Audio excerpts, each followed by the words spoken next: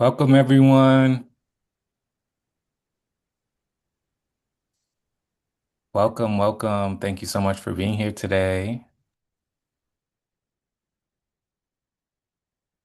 We're going to let a few more folks join in before we officially get started. In the meantime, if you feel comfortable, I believe you should have access to the chat feature. Please share your name, organization, and where you're joining from.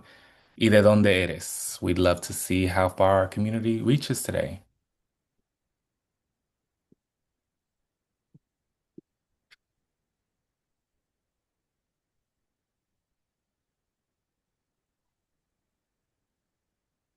I am based in Washington, D.C., but currently I am in South Florida, where I'm originally from. I am a Puerto Rican, a proud Afro-Latino, so super excited to be here with you all today. Welcome, welcome, welcome everyone.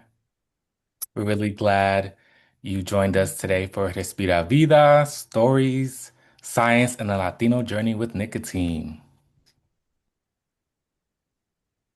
Welcome. I see more folks joining.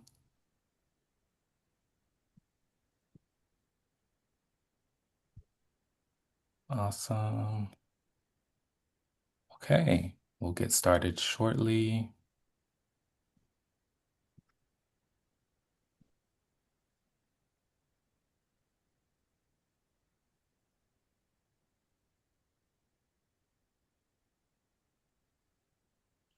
Hey, I see folks from Texas, San Diego, DC, Chicago. Awesome.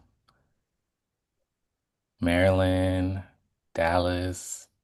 Okay, we got folks joining from all over. DC,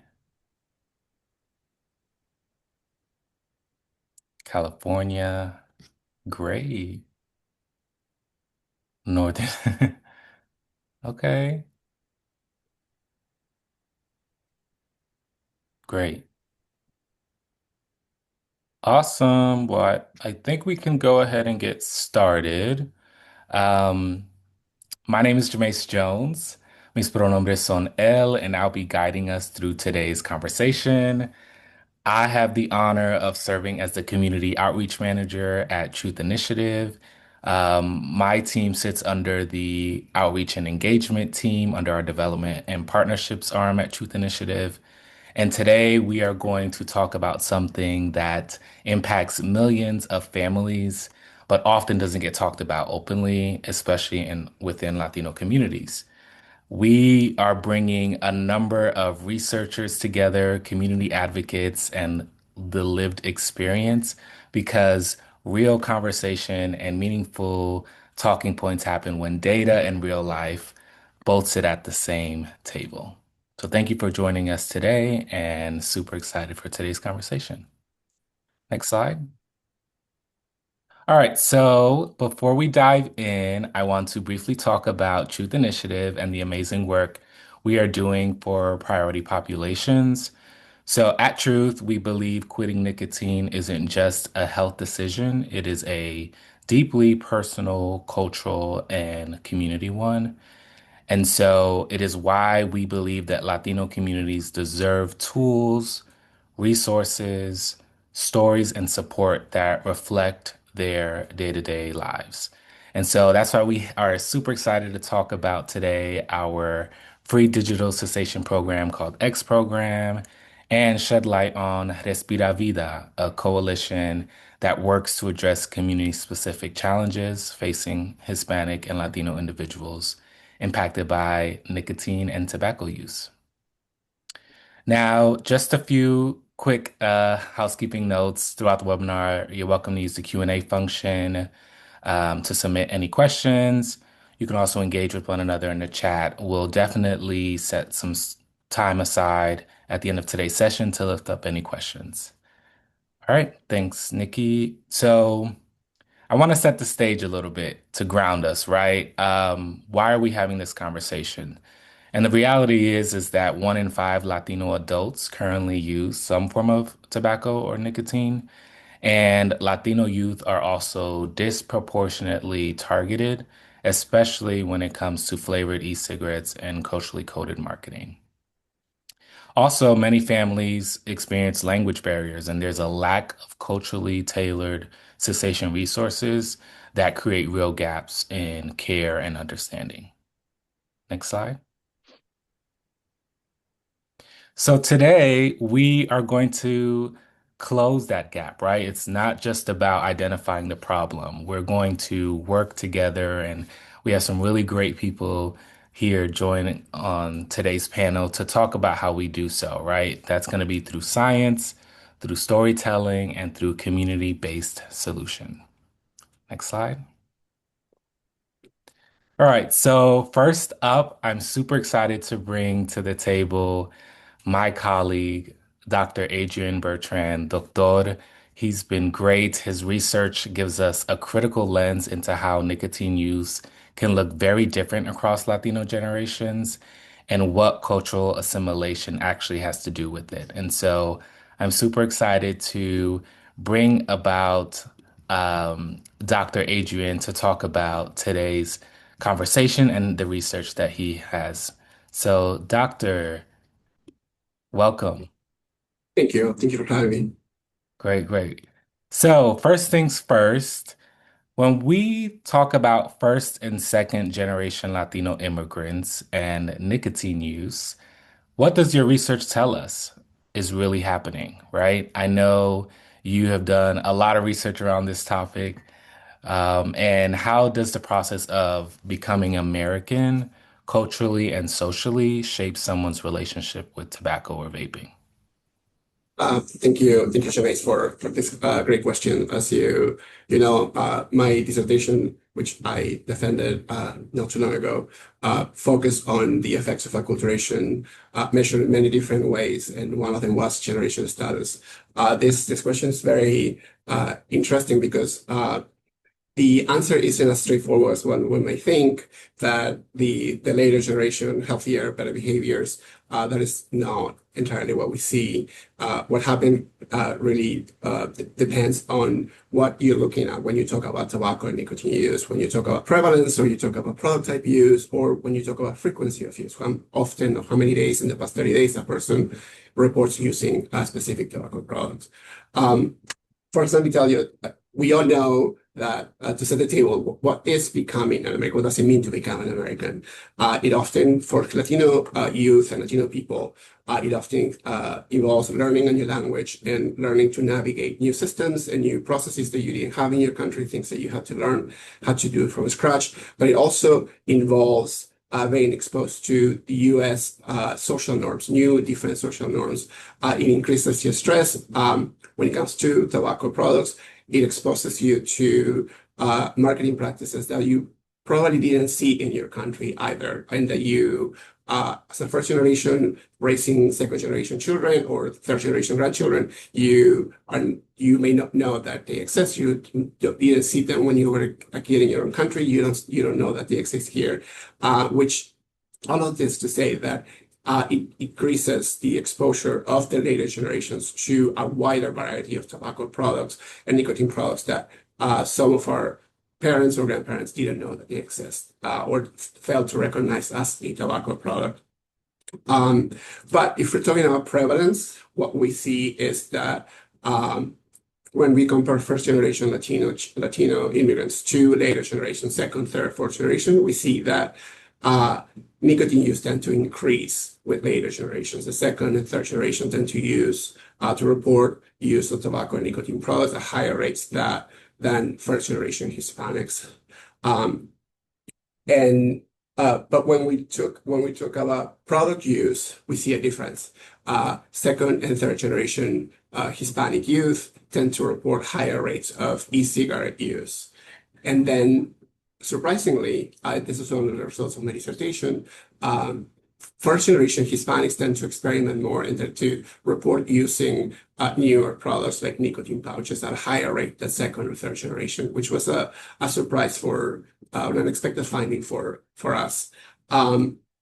And then when we try to see frequency of use, we see that both that cultural connection plays a significant role on how frequent a Hispanic youth or young person reports using products. We see that strong ties to the Hispanic culture, like speaking Spanish, maintaining close relationships with family members, and actively practicing our own heritage cultures, traditions are often a protective factor. And we see that in contrast, when individuals fell either caught in between cultures, like neither Hispanic nor American, or disconnected from both Hispanic and American culture, then they are at the highest risk of a more frequent use of tobacco products. So just to close this, this wasn't a very straightforward answer, but culture influences generations in different ways. And if we're looking at prevalence, second and third generation report higher use or higher rates of use. But if we look at frequency, we see that first generation report higher frequency of use, and then the product choice is different by generation. So there are a lot of considerations to think when we're talking about prevention or programming, depending on what the target is that you're thinking of. I hope this didn't confuse you.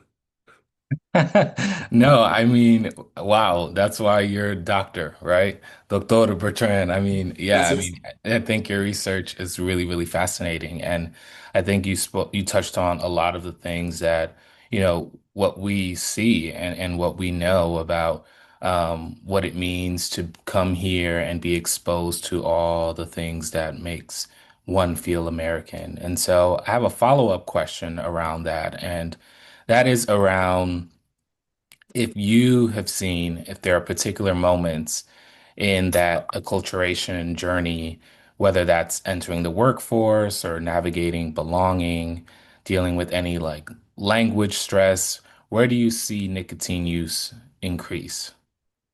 So absolutely, we see that there are different moments where nicotine use increases.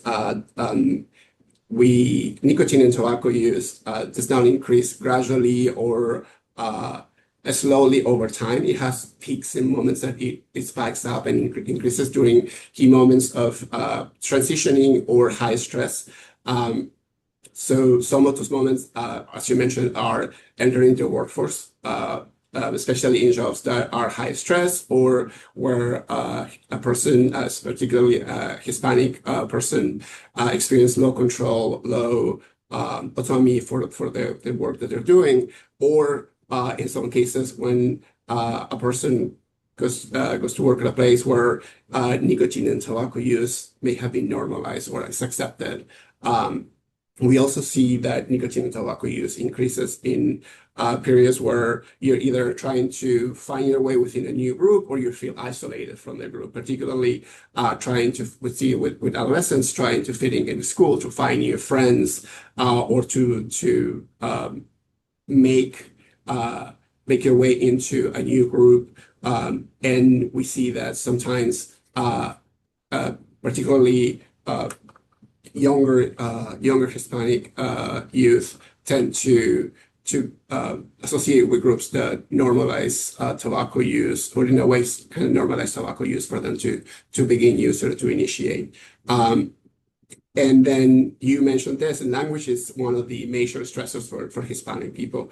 There, even for those of us who are fluent in Spanish and English, are still a big stressor, particularly for youth who are the main translator for their parents. They may experience high level of stress when they have to speak for their parents or to translate, to be the link between paperwork or doctor's appointments or any interaction with somebody who doesn't speak any Spanish, and then you have to translate that. That kind of increases the stress that the young person is feeling.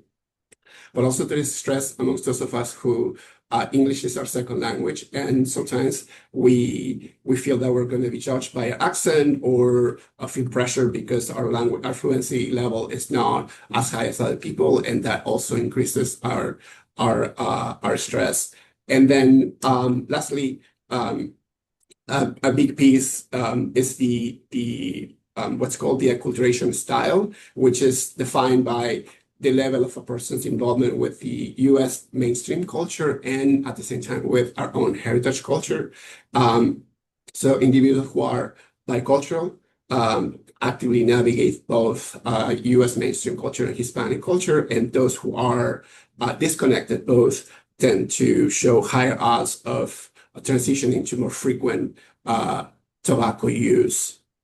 And particularly for cigar products and nicotine pouches, but also very troubling for poly use or multiple nicotine use, multiple tobacco products. So we see that particularly cultural disconnection is one of the most telling signs that a person is probably going to start, is going to use or is going to transition to use more frequent tobacco products and often using more than one tobacco product at the same time or within a 30-day period.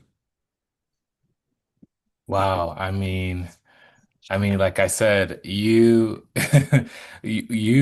research is so fascinating to me, and I think, I really respect your work, and I'm honored to work alongside you at Truth. And, when we were putting our heads together on how we can bring this issue to the forefront, and I learned about your research area, I was like, you're the perfect guy to speak to this. And so I just want to thank you so much for sharing your knowledge and your insight and just for being, the amazing colleague that you are. And we do have a question in the Q&A feature that I will save towards the end of today's presentation.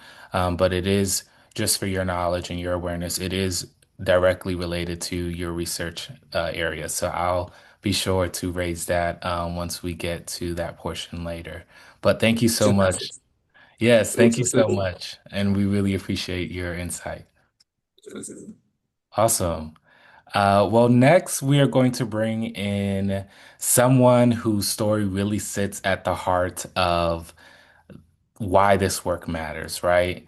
Gaby Cuadra, she is a amazing, amazing young person that works with Truth Initiative's X program. She is a creator and influencer, and she has her own powerful journey with vaping and quitting. And so I just want to say thank you so much, Gaby, for being here and for your openness. And I'm super excited to hear about your story. And so, to open us up, I'm curious to know, can you take us back a moment? What was vaping like? What did it look like for you in your life? And what finally made you say enough? And similarly, when you found X Program, what made it feel different from anything else that you have tried or didn't try before?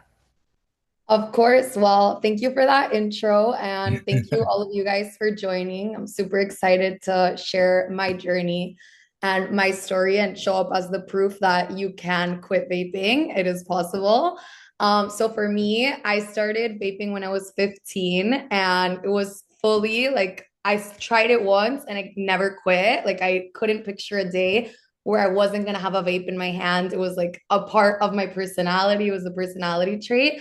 And I think something I struggled with the most, like in the quitting journey, and like was like trying to find like some kind of like relatability. So honestly, how I found X program is I would like scroll through TikTok and put like quitting nicotine story time. And that's how I discovered the program. And I signed up for the text messages.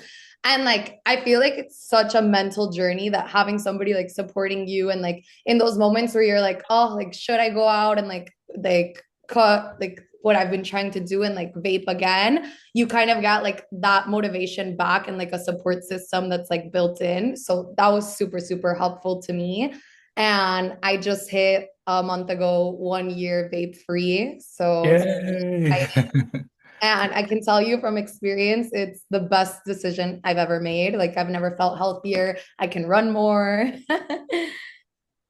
Awesome. Well, I love that story. We love great success stories and really utilizing X program as a resource and a tool to help you stay quit. And I think similar to you, Gabby, as a young person, we are exposed to folks vaping all around us. And so to hear you utilizing social media and TikTok as a way to find resources is extremely affirming for the work that we do at Truth and within X program.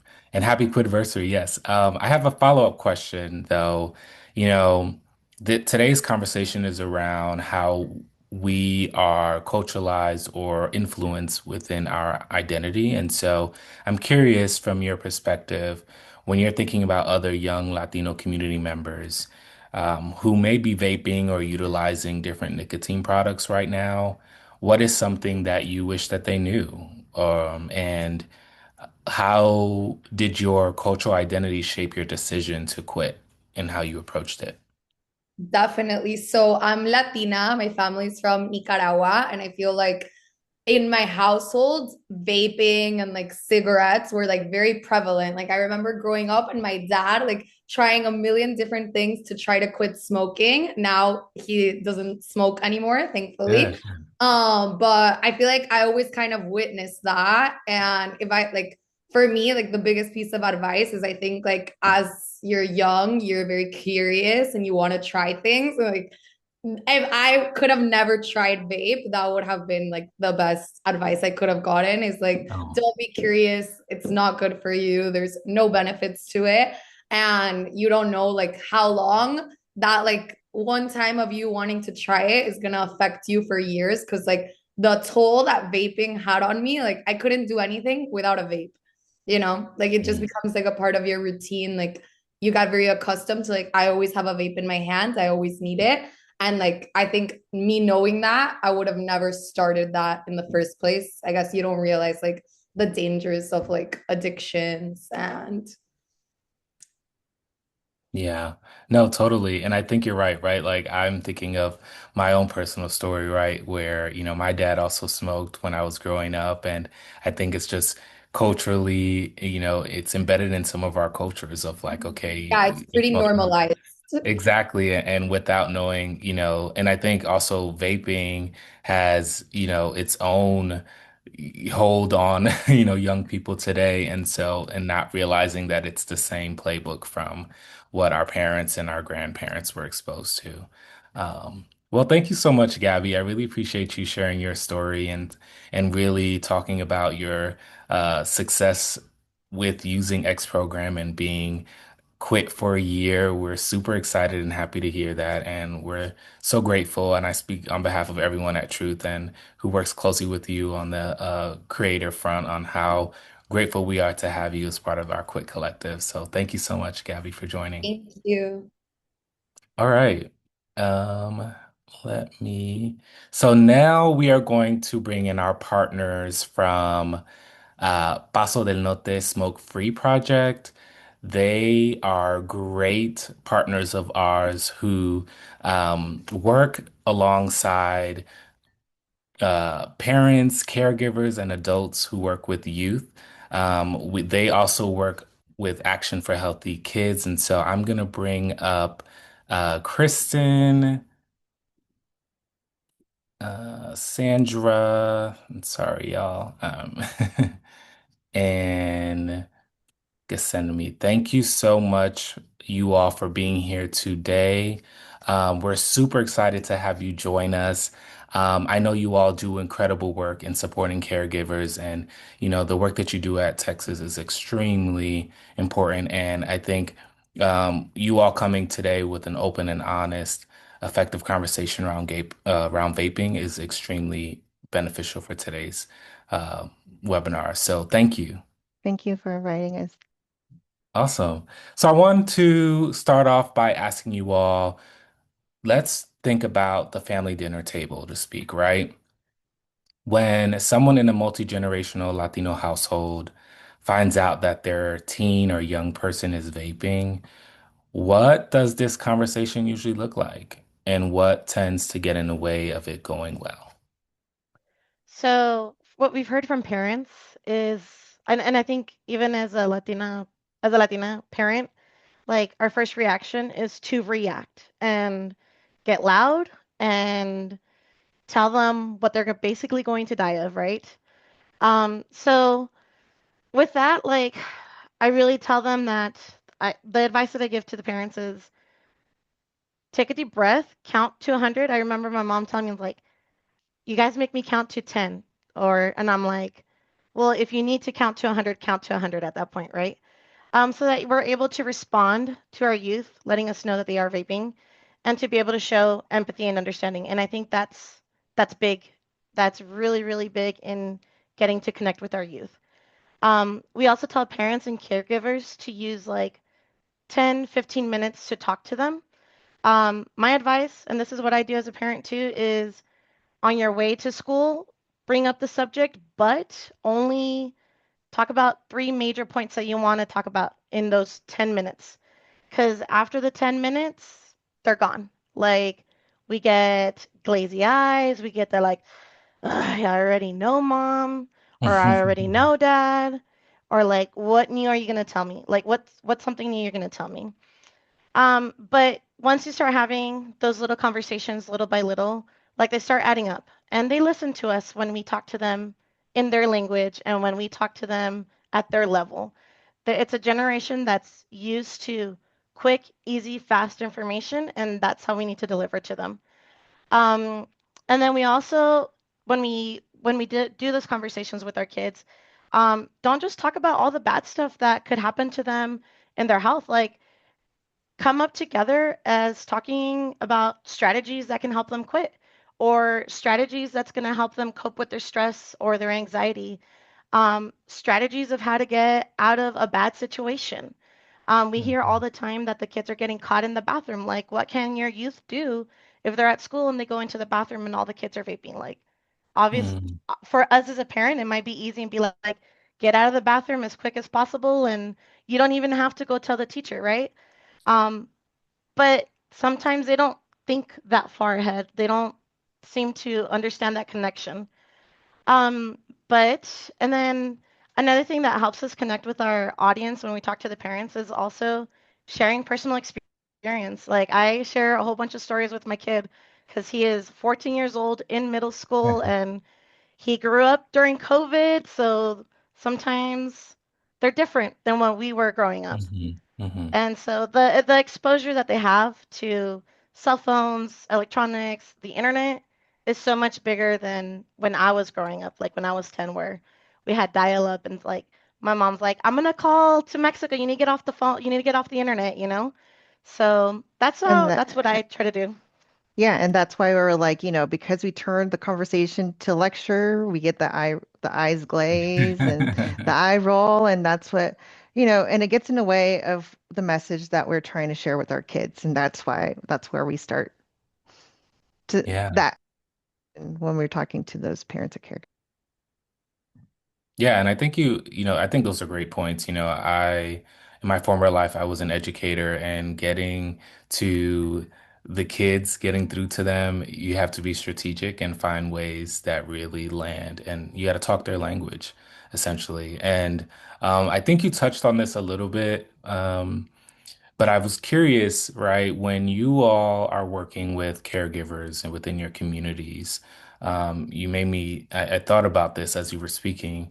W- h- Health information doesn't always move evenly across generations, right? So maybe like abuela or tia doesn't know what a vape or, a jewel is, right? And so how does a parent or, a grandparent, how do we bridge that knowledge gap without blame or judgment?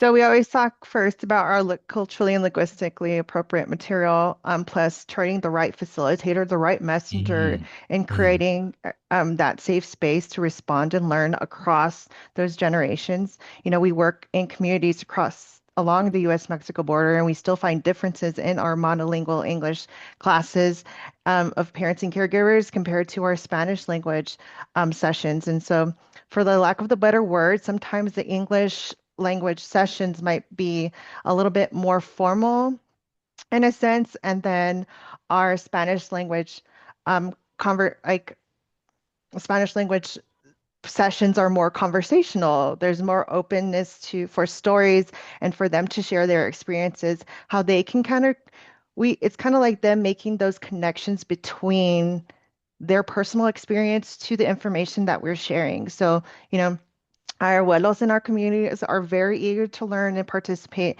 In our last session, they cooked great pozole, and we bring information to them of like, what does a vape look like? How much nicotine can be in this disposable vape? You know, how you can have supportive conversations, ask us questions, share your experiences. And then sometimes we might go over on time, but luckily they're a little bit more flexible with us, right? And Gethsemane, what do you think for parents? For parents, we always I like to use I love my child and he's great, right? But with this generation being so literal, I remember when he started going to sixth grade, we added like you need to take out the trash as one of his chores, right? And we woke up, we were in a rush, and we are like, take out the trash. He literally took out the trash and put it right next to the bin. And I was like, no, like it's trash day. Take it all the way outside. And then when he did that, he came back and I was like, okay, now you need to take out all the bedroom, the bathroom, the office, and make sure you put clean bags on all the bins. And make sure you take out the bin to the curb because it's trash day, right? Or like when you tell your kids, like, hey, it's your turn to do the dishes. And they literally just grab the dishes that are in the sink and they put them on the dishwasher. And if the dishwasher has clean dishes, do they put them away? Not always, right? Like they leave them there and they just stack and stack more dishes on top of it. And they don't even like rinse the dishes. And, you know, you think as an adult, we are like, well, we're going to go check if there's any other like water cups around the other rooms. Maybe I left a water cup in my office or the dishes from the table and stuff like that. So when we tell the parents that, a lot of the parents and abuelitos are like, "Oh my gosh, that is my child. Like that is the grandson I take care of." And so telling them that they sometimes they need to be very literal with their kids on how to talk about these topics makes a And connection for respond. them. Mhm. Yeah, they're like, it makes a lot of sense why I do need to talk about this way. Like Very literal. making the expectation that there's no vaping inside the house, that they're not going to vape, that they're still expected to have good grades and stuff like that. So that's how we try to relate to them and give them tips on how to talk to their kids. I love that. Yeah, I think I'm laughing because the young people being super literal is so accurate. I definitely see that in my day-to-day experience with my, siblings and my cousins. So that's so funny that you say that. I have a follow-up question around language, right? And we know, I think you both have touched on this, that language is such a critical piece, right? And when health information isn't available in Spanish, that shapes how families what they understand and don't understand. And so how does that impact what they know about nicotine risks? So, fluency matters, kind of like what Dr. Bertrand was mentioning. When we started this project, we were mainly like really, we work with Action for Healthy Kids, and our partnership is with the Boston the Health Foundation, and we're mainly working in school environments, and maybe that's where a lot of our facilitators are coming from. And we were tracking evaluations on the parents receiving health education related to youth and tobacco and youth vaping and nicotine. So what we started to learn from that was that we started to see that there were differences in English language and Spanish language respondents. And what we learned was that the Spanish language respondents were saying that the majority of the information that they were learning was new. And that wasn't necessarily as comparable to our English language learners or our English language respondents. And Mhm. so The other thing that was also interesting to learn was the clarity and the effectiveness of that facilitator was lower, in the English language was lower in the Spanish language respondents as compared to English language. So we were just trying to figure out, what could be happening in this group receiving this information and creating, and luckily we were able to have those recommend or share those recommendations with the regional foundation, with where Sandra Day works with, and seeing whether or not there was opportunity to bridge the gaps, right? So our main recommendation was, um, maybe partnering with those involved in grassroots community work like Texas A&M Colonia's program and the Mhm. community health workers, the promotoras, as they themselves are trained in educating on the variety of topics and are dynamic facilitators and know our communities. So that's kind of where we bridge that from to, we would say.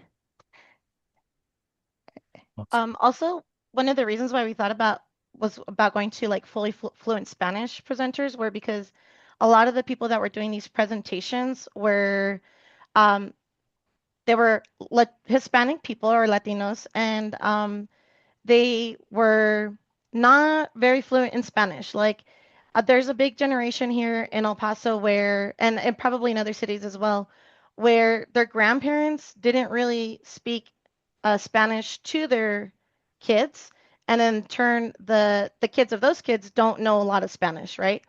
So what happens in this region is that there's a lot of pochadas, like a lot of mixing of English and Spanish, and sometimes those words don't even exist, but we understand them, right? And but because that was happening, the Spanish community was not getting the full message that we were trying to get to them. And they Mhm. were, and that's why we partnered with the Texas A&M Colonias program. Yeah, to see and to like the additional layer of just re-reviewing, translating, like creating a work group, re-reviewing and creating and launching a Spanish style version training of our information, to create more language accessibility, not only for the audience themselves, like for our Spanish language participants, but our respondents more so, and also for the practitioner, so they themselves can know how to better phrase certain things related to facts rather than, try to pull things outside it somewhere. So all Yeah. to say that fluency Or use a lot of matters. fear Hmm. tactics. Yeah. No, that makes total sense. And I'm laughing because being Puerto Rican, making up English and Spanish words and mixing them together is our everyday conversation. So that just Exactly. just that's hilarious. And just to note, we did see like that gap diminish and what we were Right. wanting to see. Okay, good, good, So good. part of it was that reason in terms of us trying to explain why was it happening. Awesome. Well, thank you for that. Um, I guess our last question, and I think I'll ask this to you, Sandra. I know you addressed the mental health connection between vaping and um, nicotine use. And so I'm curious to know, how do you talk with families about vaping as a coping mechanism, especially, when young people are dealing with, you know, high stress times, anxiety and social pressure as well. Thank you for the question. So before I jump into to answer that, I want to say congratulations to Gabby.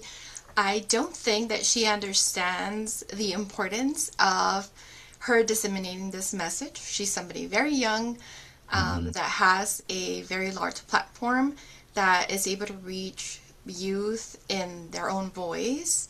And her sharing, having the courage to share her story is so powerful.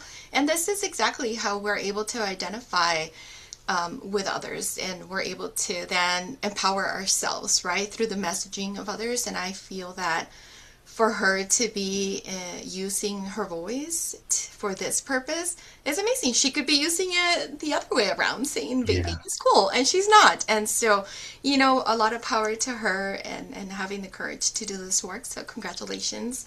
And I hope that you continue to empower our future generations and you continue to then be an example for others to follow. So congrats on that. And then I also want to give a shout out to my team. So Kristen and Jasami really are the boots on the ground, not only delivering our Let's Talk Youth Vape program, but also making sure fidelity is at the top of our priority. It doesn't matter whether it's English or Spanish. They are themselves the ones delivering the training to our promotoras, to our communities and schools leaders, to make sure that everybody carrying that message in that program, continues to adhere to that fidelity and making sure that the entire community receives the same message in a way that they understand and are able to digest it. So I feel very fortunate. I have been with the Health Foundation, Paso Norte Health Foundation, for the past 5 years, but I'm very new to this work. I am not new to the dangers of vaping and substances in general. I also am not new to mental health arena. I have been a public health professional for the past 15 years. As a former military spouse, my job, I had to often reinvent my career, and I did all kinds of jobs you can think of. One of the very last places that we were located at was in Fort Hood, Texas. Now it's Fort Cavazos, I believe, but Central Texas. And I was a health educator for active duty military, and I would say that half of the young soldiers that would come to my office, they would come in with chewing tobacco to my office. And I would kindly ask them to, please take it outside, finish what they needed to do, spit it out, and then come back in so we can have, I can have their full attention, and we can, and then from there I would always refer them to resources to quit.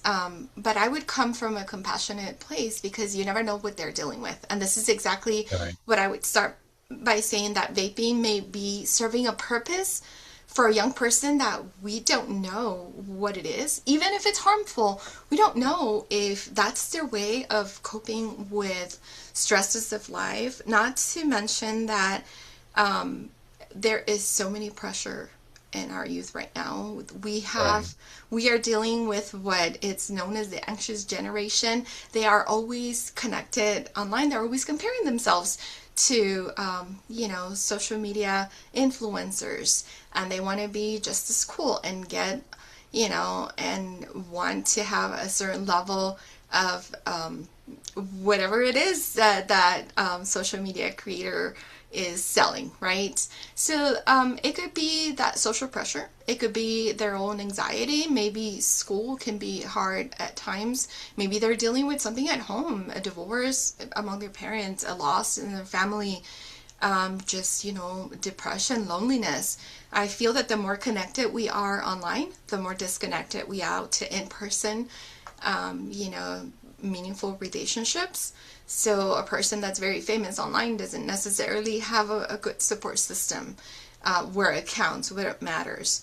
So I would start by saying that is that even though it's really hard for adults to hear this, their youth may be using this as a way of coping. We understand it's not a healthy coping mechanism, but this is where we need to come in as adults and come in from a place of curiosity and not, like just enemy was saying, scolding them and yelling at them and moving to that heat of the moment and start yelling, and really coming from a place of like, maybe this is what's helping them calm down. So why don't I ask instead, why are you vaping? Why are you turning to this? Is it did a friend offer it to you? How do you feel when you vape? Does that help you? What about if we try something different? Would you consider therapy? Would you consider counseling? Would you consider, changing that habit for something else? Is there anything that we can help with as your family to alleviate that anxiety? Or what's in your head? Being curious and coming from that place, I think it would be so important. If you're yelling at somebody, just quit and not think about the fact that they may already be addicted. And that's if it's just nicotine, right? That's not even counting if it's THC, if it's other substances.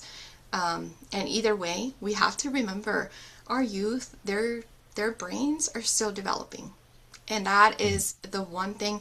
If you think about how hard it is for you to change your habits, whether it's eating, exercising more, every new year we have all those resolutions and the new self that we want to be, and how hard it is to quit any kind of bad habits, right? Or start a new one. Think about it from that perspective of the brain. And their bodies are also ever changing.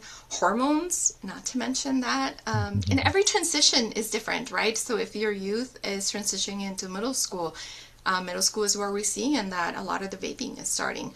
Right. Some elementary school, sadly, but I feel like middle school is really like where it's really the big chunk of like new experiences and trying things out. But their bodies are, this is, I think, one of the most crucial stages of life where you don't even know who you are. You're trying to Right. find yourself, you're trying to find your group. So I think it's so important, thinking about it from that perspective. It could be a number of things, but how do you offer other coping mechanisms, other things, if you don't even really know what's happening? So I think the first step would be to really have a heart-to-heart conversation, coming in from their place, meet them where they're at, and being mindful of that. That what if they're self-medicating? What if this is something that's helping them not be suicidal? Like, this could be serious, and you need to Mhm. have those tough conversations. So I would say definitely there are so many tools like mental health first aid training that anybody can take to kind of recognize the symptoms of depression and anxiety and know what to say and how to help. Mhm. Check in with them, see if they're getting enough sleep. Are they're struggling to build their independence? Are they having meaningful face-to-face connections beyond the social media friends? Yeah, no, I mean, go ahead, Kristen. Sorry. Sorry, I was just going to mention the other side of when we talk to families is that like they really don't understand public facing word addiction, and what is addiction and recognizing it in that sense because a lot of parents and abuelos that we talk to are exposed to cigarettes in different ways in different ways while they were growing up. And some of us, like when our families were crossing back and forth to Mexico, like my grandma used to buy cartons for my tios, and the seller was able to sell singles, right? And so even my generation in a sense were exposed to singles, right? So and so for us, it's just breaking that down to like, the education of like, it ain't like it can be these disposable nicotine vapes can like the equivalency in terms of it could be almost equivalent to a pack of cigarettes as compared to like what we used to understand as a chain smoker back in the day as a frequent or daily user 2 packs a day were was like oh my gosh versus Mhm. now where you don't necessarily know that what the user is taking Right. in and Right. quantifying that more specifically and so we just think about like, we're like, understand how hooked your child could be, right? And Right. how hard it is. Like, well, you're a kid, like, you can't get addicted that fast, or you can't be addicted. Like, it takes X many years to get addicted. No, Yeah. we're having these conversations with the parents and say it could take up a tobacco user up to 30 times, which research shows annually. Um, and so we're trying to say shift that reactiveness, right, Right. is what we were saying in general, but also verbalize that support and actually asking them, are they ready to quit? If they're not ready to quit, keep on asking them because there's going to be a point in time when they're going to be ready to quit. And also be understanding while they're on their quit journey and understand that they could relapse just as easy because of how potent some of these um, devices are. Wow. I mean, thank you, really. I mean, I think, like I said, I knew this was going to be the part of today's conversation where we heard that we were going to get the most nuggets, right? Listening from you all and the real on the ground community work that you all are doing. And I think you all hit on some great aspects, right? Like listening to our young people, talking with the family members and caregivers so that they understand what's at risk, right? And understanding that, like you just said, Kristen, nicotine addiction can start at in a lot of these young people's lives at a very early age. And so I just want to thank you all so much for joining us and really, really sharing your knowledge and your expertise. And thank you so much for the amazing work that you all do to really uplift the Hispanic and Latino community at the border. We really appreciate all the work that you're doing in El Paso. And again, we're super grateful to be a partner with you all. And thank you just for always uplifting our work at Truth Initiative and sharing our resources for X program. And just thank you so much for your time today. Thank you for having Thank you. us. Awesome. Okay, well, we're gonna move forward and talk a little bit about some of the resources that we have before we open it up for some questions.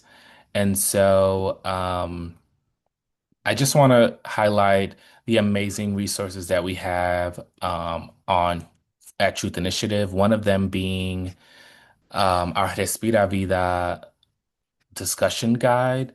We have this available on our landing page, truthinitiative.org/Respira Vida. We have also a number of different things available that you can download and use within your community. We have program flyer, promotional materials. We have them both in English and in Spanish, so you can really utilize those and allow them to be a part within your everyday conversations, whether that's in the family, household, within folks that you know, and your convening places in the church, etc. Please utilize these materials because they're there for you all. Okay, next slide.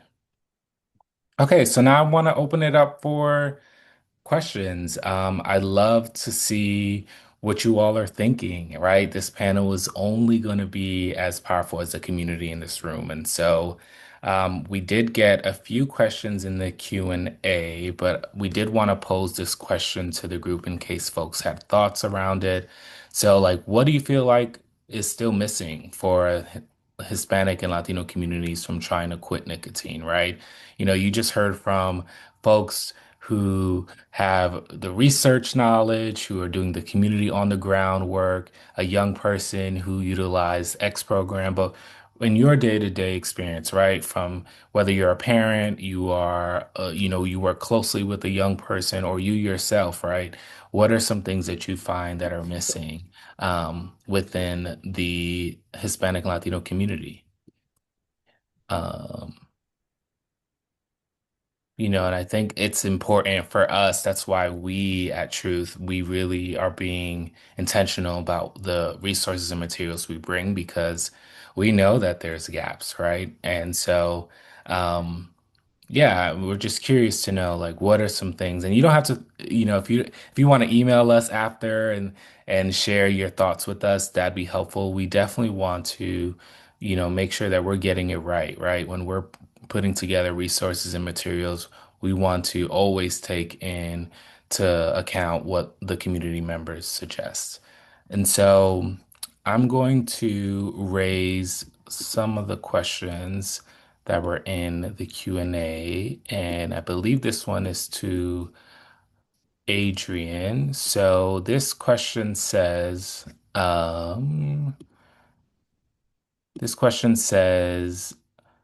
focusing on first and second generations of Latino immigrants, was there any outcomes in regards to what methods or programs were successful to engage Latinos to quit smoking, or if there were any particular trends that you found that you can highlight? So unfortunately, my acculturation work did not focus on cessation or quitting methods, but the background research that I conducted showed that both first and later generations Hispanic youth attempt to quit at similar rates, but that the um, later generations, second and third generations, tend to often be uh, find support that they can access because of language or other opportunities that is sometimes not available for first generation. So when it comes to quitting success, later generations, according to the background literature research that I conducted, um, tend to be more successful than first generation. So, but while both groups attempt to quit at similar rates, first generation tend to do it on their own without support, and second and third generation tend to find support and sometimes be more successful than first generation. But um, that is a important research question and an important gap in the literature that we need to try to fill. So, yeah. Yeah, thank you for that. Um, we're getting some more questions, so I'm gonna try to get to as many as I can because I know we're running up on time. But another question, and let me get everyone. Another question that we had is around in organizing cessation classes. The reason for not participating is Dios me va a ayudar. Um, I think the spiritual aspect is still lacking and difficult to address since most of us are government or grant funded. It looks like that might be a comment, and they feel like that is one of the things that is lacking. Dios Does quita. anyone have any thoughts that they want to share around that Uh, comment? yeah, I can. Do you want me to take it, Kristen? Yeah, go ahead. So, okay, so our community health workers actually go to a lot of churches to do these presentations. So in our work that we do here locally, we did feel like we were just like a little too focused in schools, but with the community health workers, they are able to increase our reach to, you know, abuelitos and abuelitas that we weren't getting before, and tios and tias that we weren't getting before. And, that not only are they going to churches to do these presentations, and they're not necessarily tying it to God or the spiritual side of things, but they are reaching those health-based communities that we weren't exactly getting to. So, and I think that's really special about the work that we do. And being there, just being there present, allows them to not only get connected to, like, them having faith and being spiritual is part of their probably protective factor in their communities, but also they can also get connected to, um, FDA like all these different therapies that they might have not known are that are available locally, or the X program or other resources that they can also integrate in their quit journey. So, and that's something that us as maybe or some public health practitioners who work in local governments is like an integral, like an integrated part in terms of what we can also. Great. Awesome. Well, we're running up on time, so I just want to close out here. Thank you all so much for your questions and for your comments. I want to say thank you again to all of you, my amazing panelists, Adrian, Gabby, Kristen, Gethsemane, and Sandra, for bringing your research, your honesty, and your heart to today's conversation. And thank you to you all, everyone who joined us today. Respira Vida means breathe life, and that's what this work is all about, right? We hope that you feel that you're leaving feeling informed, connected, that you feel empowered to take the next step. And, whether that's for yourself, for a loved one, or for your community at large, please share the message, right? There's a QR code on the screen that you can scan. We'll also drop some links in the chat as well for you to have. And there's just a number of resources that we have available that you've heard from today that can really bring life to today's conversation. So thank you so much. Um, if you have any questions, feel free to reach out. There's a survey at the end of today's webinar. Please take a moment to fill it out. It'd be really helpful for us. Other than that, thank you and cuídense. Thank you so much. Muchas gracias. Thank you. Bye.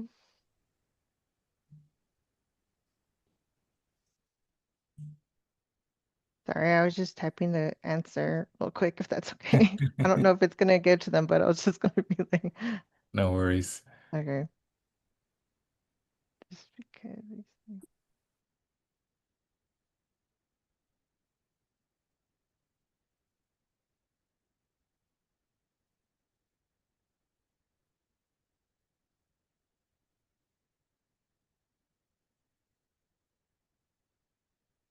Okay. Thank you. I appreciate it. Have a great day. Thank you.